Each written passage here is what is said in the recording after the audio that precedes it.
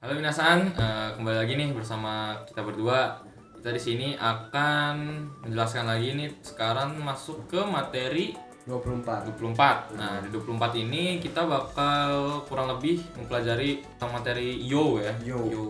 Ada Ada Yodes, Yodes. Yonisuru, Yoninaru, sama Yoni.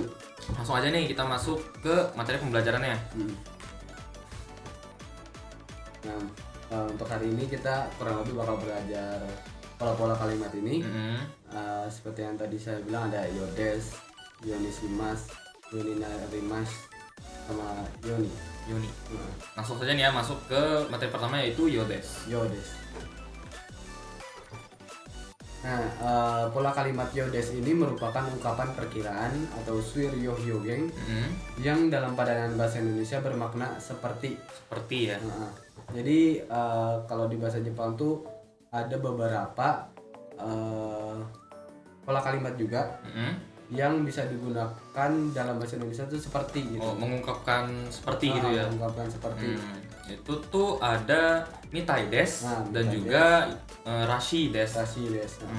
Nah, tapi sekarang kita nggak akan membahas dua materi itu tuh. Nah, kita sekarang lebih berfokus ke materi Yodes ini sendiri ketika mengungkapkan suatu perkiraan gitu. Nah, Yodes ini sendiri sumber perolehan informasinya berasal dari apa yang dirasakan oleh panca indera pembicara. Jadi sifatnya ini sangat-sangat subjektif ya. Subjektif ya. Langsung aja kita masuk ke pembentukan kalimatnya. Nah, Yodes ini sendiri bisa digabungkan dengan verba, dengan adjektiva, dan juga dengan nomina. Nah, verba itu jika mau digabungkan sama Yodes harus menjadi bentuk Futsuke dulu. Futsuke ya. Bentuk biasa ya. Bentuk biasa. Kau, taberu, nomu. Bentuk kamus juga ya. Bentuk kamus. Bentuk kamus. Terus baru ditambahin Yodes gitu. Nah, kalau Ikeyoshi itu gimana tuh? Kalau Ikeyoshi sendiri sama sih, tinggal Ikeyoshi-nya ditambahin Yodes gitu. Oh, ditambahin Yodes. Nah, kalau untuk Nakeyoshi? Nah, kalau Nakeyoshi seperti biasa dia harus ditambahin na dulu nih sebelum Yodesnya. Kemudian ada lagi buat nomina juga bisa. Untuk nomina ya. Jadi sebelum Yodes kita harus tambahin partikel no. Selain buat nomina positif, dia juga bisa buat nomina negatif. Dengan cara ditambahkan dewanai, janai, Yodes. Kita langsung masuk ke contohnya nih. Yang pertama ada restoran wa itu kata pesan naran deirushi ninki ga aru yo desu. Berarti dari restoran itu banyak orang yang sedang mengantri. Sepertinya restoran itu terkenal. Nah iya, jadi Yodes itu menjadi seperti gitulah kalau dalam artinya seperti gitu. Berarti Ninki ga aru Yodes, sepertinya ada Ninki ga aru nih. Berarti Ninki ga aru itu kan terkenal. Berarti sepertinya terkenal gitu. Benar. Dan kalau kita lihat dari bentuk kalimatnya, dari situasi kalimatnya, dia kan menilai dulu nih, melihat dulu tuh restorannya banyak orang antri nih, jadi kemungkinan si restorannya ini terkenal gitu. Terkenal ya. Jadi dia menilai berdasarkan penglihatannya tadi. Terus ada contoh yang kedua nih, sono ie kara ii nioi ga suru dou yara banggohan wa kare no you desu. Nah, artinya itu dari rumah itu kecium bau yang enak gitu. Sepertinya makan malamnya itu kare. Nah, di pola kalimat ini kare itu kan adalah sebuah nomina ya. Nah, jadi sebelum ditambahkan Yodes dia harus ditambahkan partikel no dulu. Oh, jadi kare no yo desu. Sepertinya kare gitu. Sepertinya makan malamnya kare gitu. Langsung kita masuk lagi ke materi selanjutnya, yaitu Yonishimas. Nah, Yonishimas ini adalah ekspresi untuk mengungkapkan keputusan melakukan suatu upaya atau usaha secara sadar. Nah, kalau dalam bahasa Indonesia pola ini memiliki makna berusaha untuk melakukan sesuatu. Pola ini juga banyak disampaikan dengan bentuk yonishiteiru yang digunakan untuk menyatakan suatu hal yang berusaha dilakukan secara rutin. Kita langsung masuk aja ke bentuk katanya. Nah, jadi Yonisimas ini bisa digabungkan dengan verba ya. Verbanya juga seperti tadi tuh harus jishoke atau futsuke lah. Nah, seperti pada contoh nih kita lihat ada Kenko no tame ni ashita kara osake o nomanai yo ni suru. Jadi demi kesehatan, mulai besok saya berusaha untuk nggak minum sake lagi katanya. Nah, kemudian dia bisa juga menggunakan verba untuk negatif ya. Seperti biasa juga dia harus bentuk biasa ya, bentuk nai ya. Nah, kyou kara yasai to kudamono takusan taberu yo ni suru. Jadi mulai hari ini saya akan berusaha untuk makan sayur dan banyak makan sayur dan buah-buahan. Nah, segitu aja mungkin buat Yonisuru. Nah, tapi Yonisuru sendiri bisa suruhnya itu belakangnya bisa diubah juga ke bentuk-bentuk verba lainnya. Mungkin ada ya. Ada. Nah, jadi ada Yonishio, ada Yonishiteimasu, ada Yonishite kudasai. Jadi nggak mesti terpaku dengan suru doang ya. Jadi bisa Yonishio bentuk ajakan, Yonishiteimasu dan juga Yonishite kudasai. Ini contohnya ada kayak mainichi heya wo souji suru yo ni shiyou.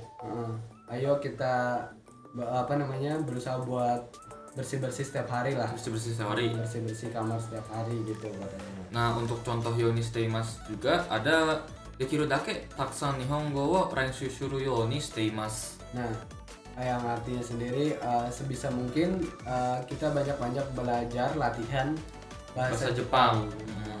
Terus ada Yonishite kudasai. Contohnya ada ashita wa shiken dakara chikaku shinai yo ni shite kudasai. Yang artinya sendiri besok ada ujian. Karena besok ada ujian. Jadi saya berusaha untuk tidak terlambat. Iya, berusaha jangan sampai telat ya. Itu aja mungkin untuk Yonishimas. Ya, kita langsung aja masuk ke materi yang ketiga. Itu ada Yoninarimasu. Nah, Yoninarimasu ini merupakan sebuah ekspresi yang menunjukkan perubahan, baik perubahan dari segi kemampuan maupun kebiasaan. Dalam bahasa Indonesia, pola ini memiliki makna mulai menjadi bisa. Karena merujuk pada perubahan menjadi bisa, pola kalimat ini sering digunakan dengan bentuk kata kerja bentuk potensial. Jadi yang dulunya nggak bisa, sekarang menjadi bisa. Iya. Kita langsung saja masuk ke bunyi katanya. Jadi bunyi kata dari Yoninarimasu ini bisa menggunakan verba potensial dan verba biasa juga nih. Nah, kalau buat verba potensial ya kita tahu, kita udah belajar kemarin kan verba potensial. Nah, tinggal kita tambahin Yoninarimasu atau bentuk-bentuk naru lainnya bisa. Bentuk naru lainnya ya. Contohnya seperti mainichi renshu sureba hito umaku speech ga dekiru yo ni naru. Nah, artinya jika kita latihan setiap hari, pasti kita bakal jadi jago berpidato ya. Terus untuk yang kedua nih, ini menggunakan bentuk verba jishoke ya, atau futsuke ditambah yoninaru. Contohnya ada hotondo mainichi sushi wo taberu yo ni naru. Yang artinya saya menjadi makan sushi hampir setiap hari ya. Karena dulunya nggak makan sushi. Mungkin dulunya nggak makan sushi. Sekarang jadi sushi setiap hari mulu nih.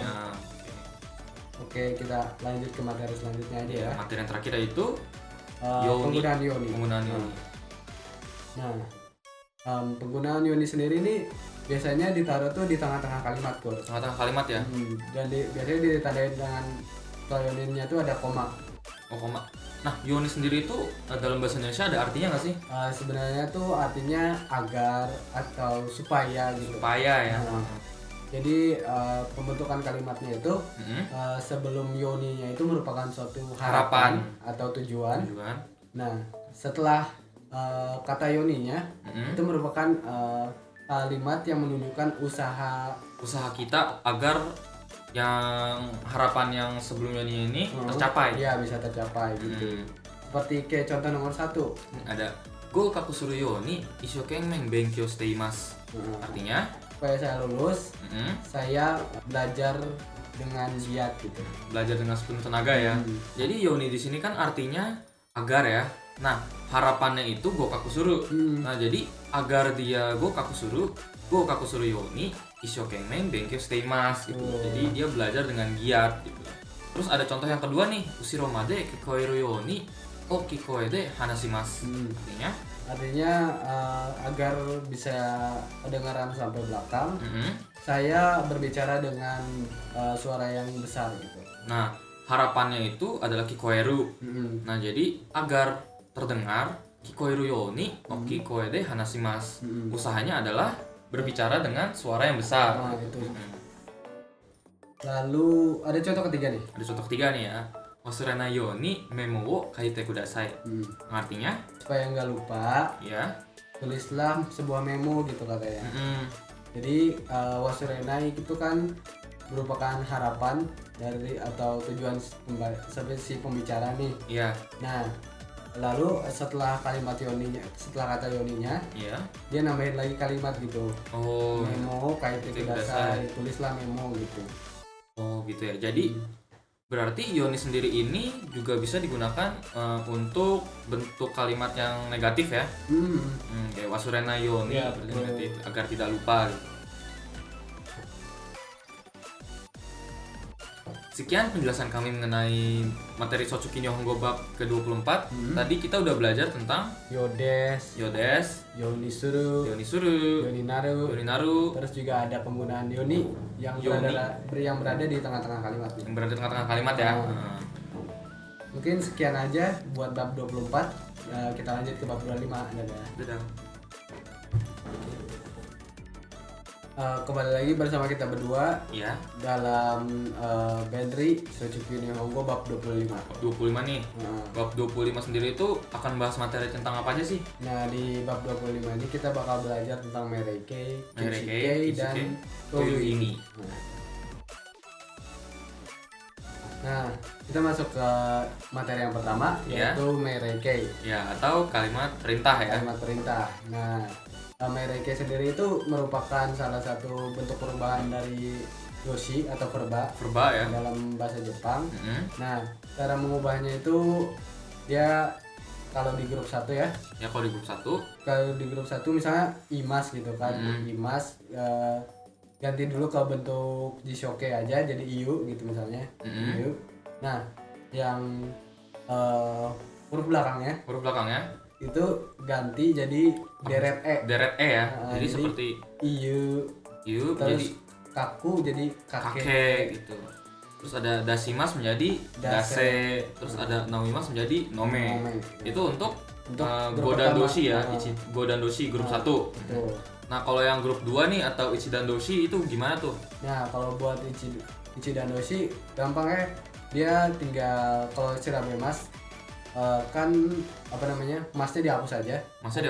Atau misalnya jishoke ru-nya dihapus. Diganti dengan ro. Oh, jadi semuanya diganti ro aja gitu ya? Tinggal diganti ro. Seperti shirabemas menjadi shirabero, orimas menjadi oriro, demas menjadi dero, mimas menjadi miro. Nah, kalau satu lagi nih untuk henkaku doshi atau grup 3 nih, itu gimana tuh perubahannya? Nah, kalau buat grup 3, shimas itu bakal menjadi shiro dan kimas bakal menjadi koi gitu. Mungkin kita langsung aja masuk ke beberapa contoh penggunaannya ya. Nah, buat yang pertama ada hayaku hashirimasu. Artinya berlari dengan kencang ya. Iya, nah kalau diubah menjadi bentuk mereikei menjadi hayaku hashire ya, rimasnya dihapus. Larilah dengan cepat gitu. Perintah gitu ya. Terus yang kedua ada motto gambarimasu. Nah, kalau misalnya diubah ke dalam bentuk mereikei, rimas sendiri menjadi motto gambare gitu. Jadi memerintah untuk lebih bersemangat, lebih berusaha lagi gitu. Terus yang contoh ketiga nih ada zenbu tabemasu. Nah, apabila diubah menjadi mereikei berubah menjadi zenbu tabero. Nah, ini grup 2 nih ya. Ya, buat contoh nomor 3 ini adalah ichidan doshi. Iya, ichidan doshi. Jadi makan semuanya gitu. Bentuk perintah tuh ya. Nah, terus yang keempat ada koreo nomimasu gitu. Nah, kalau diubah ke dalam bentuk mereikei menjadi koreo nome. Minumlah ini gitu. Minum ini gitu. Terus yang kelima nih, yang terakhir ada chanto benkyo shimasu. Berubah menjadi chanto benkyo shiro. Nah, karena ini dia henkaku doshi, jadi shimasu langsung aja berubah jadi shiro ya. Jadi chanto benkyo shiro. Pastikan kamu belajar gitu ya. Oke, kita langsung masuk ke materi selanjutnya yaitu kinshikei atau larangan. Bentuk larangan. Larangan. Terus yang kedua nih ada kinshikei ya. Nah, kinshikei juga sama seperti mereke tadi, juga merupakan sebuah bentuk perubahan dari perba. Nah, cara merubahnya tuh gampang banget. Nah, buat grup pertama, itu misalnya kan oyogimasu nih. Oyogimasu itu kita ganti dulu ke bentuk jishoke ya. Oh, bentuk kamus ya. Oyogu. Terus tinggal ditambahin na. Oh, langsung aja tambahin na gitu. Tinggal na gitu. Jadi seperti ini ada suarimas jadi suaruna, kaimas jadi kauna, hasirimas menjadi hasiruna. Nah, apa namanya? Terus untuk yang grup 2 nih atau ichidan doshi itu gimana tuh? Nah, itu juga sama, jadi nggak usah bentuknya macam-macam, tinggal ganti aja ke bentuk jishoke, tinggal ditambahin na. Oh, jadi tabemas menjadi taberuna, kimemas menjadi kimeruna, karimas menjadi kariruna, terus demas menjadi deruna. Nah, kalau untuk henkaku doshi itu, nah gimana tuh? Nah, buat henkaku doshi juga sama, jadi tinggal diganti ke jishoke, terus ditambahin na. Oh, jadi mau grup 1, grup 2, grup 3 itu tinggal diubah ke jishoke, tambahin na ya? Iya, benar. Berarti untuk grup 3 ada shimas menjadi suruna, kimas menjadi kuruna. Nah, langsung aja nih kita masuk ke penggunaannya bagaimana ya? Nah, buat contoh yang pertama ada koreijo nomimasu. Diubah menjadi bentuk kinshikei, larangan, jadi koreijo nomuna. Jadi jangan minum lebih dari ini. Terus yang kedua ada kawade oyogimasu, diubah menjadi kinshikei menjadi kawade oyoguna. Jangan berenang di sungai. Terus yang ketiga ada boru wo nagemasu, diubah menjadi kinshikei boru wo nageruna, yang artinya jangan lempar bolanya. Terus yang keempat ada aruki nagara tabemasu, diubah menjadi kinshikei aruki nagara taberuna. Nah, jangan makan sambil berjalan. Terus yang terakhir nih, yang kelima ada kokoni kimasu, diubah menjadi kinshikei jadi kokoni kuruna. Jadi jangan datang ke sini ya. Kita lanjut masuk ke materi selanjutnya nih. Iya. Nah, materi selanjutnya kita punya toyoimides. Kalau kita artiin ke bahasa Indonesia itu mungkin kayak artinya adalah bla bla bla bla bla, berarti bla bla bla bla. Jadi pola toyoimides ini digunakan ketika kita ingin mengetahui makna atau arti dari sesuatu nih ya. Misalnya nih ada contoh nih. Terima kasih wa nihongo de douyu imi desu ka? Arigatou gozaimasu toyoimi desu. Nah, jadi terima kasih itu dalam bahasa Jepang artinya apa ya? Artinya arigatou gozaimasu gitu. Terus yang kedua nih, tachiri kinshi wa douyu imi desu ka? Koko ni hairuna toyoimi desu. Nah, tachiri kinshi ini apa sih artinya? Artinya jangan masuk ke sini kayak gitu. Gitu ya. Jadi toyoimi sendiri ini digunakan kita ingin tahu maknanya itu apa atau artinya itu apa ya? Iya, gitu. Buat kita menjelaskan artinya juga. Gitu. Sekian nih penjelasan kita tentang materi dari 25. Tadi tuh kita 25 udah belajar apa aja sih? Kita udah belajar mereke, udah belajar kinshikei. Terus juga kita belajar pola kalimat toyoimi desu. Nah, sekian dari penjelasan kami. Langsung aja kita masuk ke materi 26 yaitu penjelasan teiku dan tekuru. Halo minasan, kembali lagi nih bersama kami berdua. Nah, kita langsung masuk aja ke materi bab 26 nih. Ya, sekaligus menjadi materi penutup dari Benri pada semester ini. Iya, benar. Nah, di bab 26 sendiri nih kita belajar materi apa aja sih? Nah, buat di materi 26 ini kita belajar pola kalimat teiku sama tekuru. Teiku dan tekuru nih, langsung aja nih. Nah, buat seperti yang tadi kita bilang, kita hari ini bakal membahas materi teiku dan teikuru.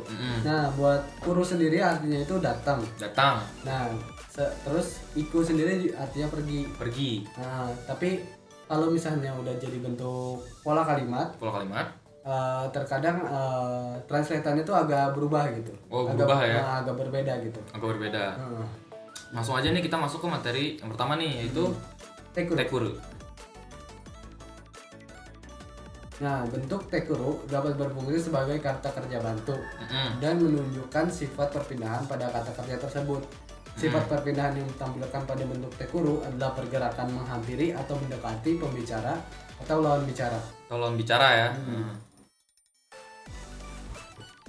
Nah, pola ini memiliki beberapa fungsi yang menyatakan tukang ido atau perpindahan. Nah, perpindahannya itu ada dua perpindahan nih. Dua macam ya? Dua macam perpindahan. Jadi dari basyo A ke basyo B ke basyo A, atau tempat A, tempat B ke tempat B, ke tempat A maksudnya. Jadi kita dari tempat satu nih. Iya. Terus ke tempat lain. Iya. Terus balik lagi ke tempat pertama kita tadi. Jadi dari tempat kita pertama ini kita pindah, habis itu dari tempat ini kita kembali lagi ke tempat pertama. Betul. Gitu. Nah, terus buat yang kedua dia juga bisa perpindahan ke dua tempat ya. Jadi dari tempat A ke tempat B ke tempat C. Iya. Nah, kita masuk aja ke contoh yang pertama nih. Ada Gakko ni itekimasu. Artinya saya pergi ke sekolah. Ya. Tapi pergi ke sekolah itu kalau Gakko ni itekimasu artinya dia bakal balik lagi ke rumah atau kemana aja ke tempat di awal ngomong itu. Oh, jadi kalau menggunakan teikuru dia akan kembali lagi ke tempat awalnya ya. Terus yang kedua nih, untuk contoh dari tempat A ke tempat B ke tempat C. Nah, itu artinya itu tulisannya tochu de obento katekimashita. Di jalan saya membeli bento. Saya membeli bekal gitu. Nah, kalimat ini diucapkan setelah dia membeli bento. Kenapa bisa seperti itu? Karena bisa dilihat itu bentuk lampau ya, kimashita gitu. Jadi dia udah selesai beli bento. Nah, dia selesai beli bento, kemudian dari tempat bento itu dia ke tempat lain gitu ya. Baru dia mengucapkan ini. Jadi perpindahannya nggak balik lagi ke tempat dia beli bento tadi. Akan tetapi ngelanjutin gitu ya, atau pergi ke tempat lain gitu ya. Pergi ke tempat lain. Terus yang kedua nih, pola ini ada futai ya, atau insidental. Nah, kita masuk ke contoh dulu. Kasao motekimashita. Jadi artinya datang dengan membawa payung gitu. Jadinya kasao mote-nya ini sebenarnya menerangkan ikimashita-nya. Jadi ikimashita-nya tetap berarti datang. Tapi diterangkan dengan kasao mote. Dia dengan apa? Oh, berarti dia gitu. Datang dengan bawa payung gitu. Jadi tekimasa itu datang terus sambil membawa payungnya itu. Betul. Nah, lalu yang ketiga ada kanryo atau tuntas. Buat contoh kalimatnya ada densha no nakade netekimashita. Nah, artinya saya tidur di dalam kereta gitu. Nah, tuntas di sini maksudnya apa? Nah, tuntas itu artinya dia tuh udah selesai tidur. Dia tuh ngasih tahu kalau dia tuh udah selesai tidur di dalam kereta gitu. Oh, udah selesai itu kejadiannya. Udah selesai. Ya, makanya ditandai juga dengan bentuk lampau. Ya. Terus apa sih perbedaannya sama densha no nakade nemashita gitu misalnya? Nah, kalau densha no nakade nemashita itu sebenarnya menjelaskan kejadiannya aja. Oh, kejadian aja gitu. Dia nggak ngasih tahu kalau dia udah selesai tidur atau apa gitu. Jadi dia cuma tertidur kereta aja gitu ya. Nah, terus kita masuk ke contoh keempat yang artinya kaishi atau mulai. Contohnya ada onakaga itakunate kimashita. Perut saya jadi sakit nih katanya.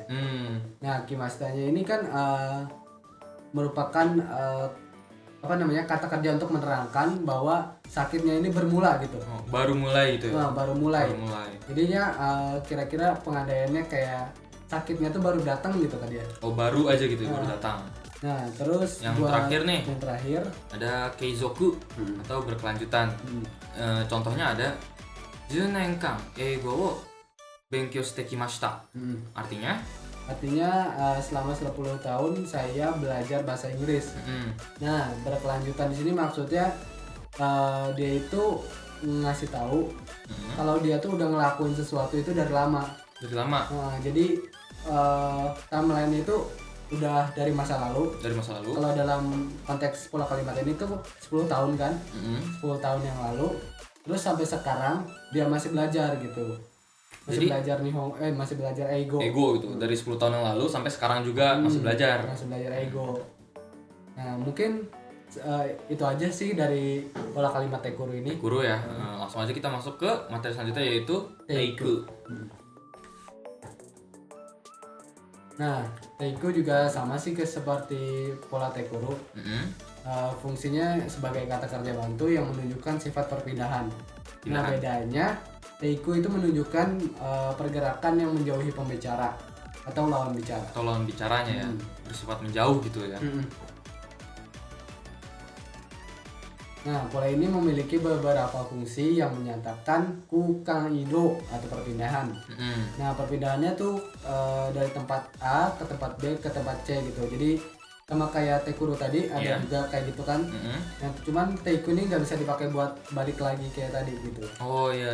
Yang dari tempat satu ke tempat dua ke tempat balik lagi ke tempat satu nggak bisa. Nah, kalau kita lihat di contoh pola kalimatnya, omimai ni kutoki ni anao katei kimas. Nah, jadi saat saya menjenguk orang, saya membeli bunga. Membeli bunga. Nah, dia kan menyebutkan ini. Sebelum dia sampai ke tempat omimai.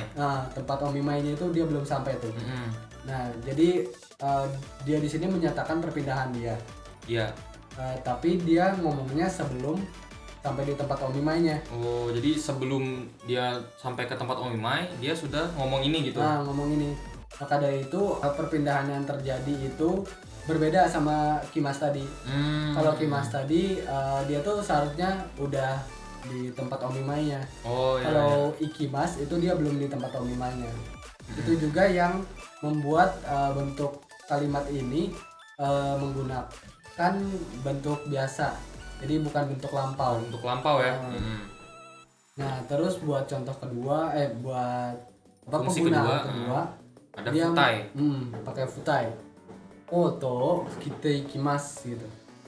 Yang artinya pergi dengan menggunakan coat. Baju tebal.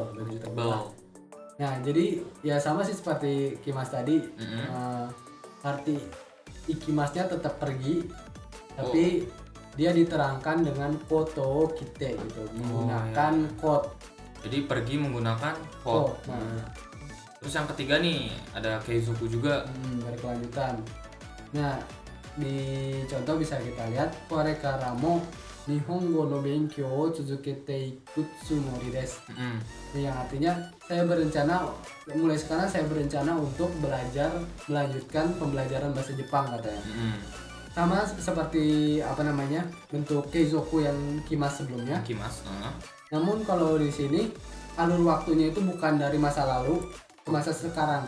Kalau ini lebih ke arah masa sekarang ke masa depan. Makanya di depan kalimatnya ada korekara katanya. Korekara ya. Korekara. Nah, mungkin sekian aja ya. Dari materi Teiku ini. Nah, materi Teikuru dan Teiku tadi sekaligus mengakhiri Benri pada semester ini nih. Pada semester ini ya. Jadi ini udah pertemuan terakhir kita nih. Terakhir banget ini.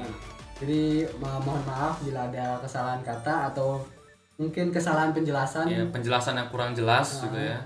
Sampai ketemu di semester depan. Dadah.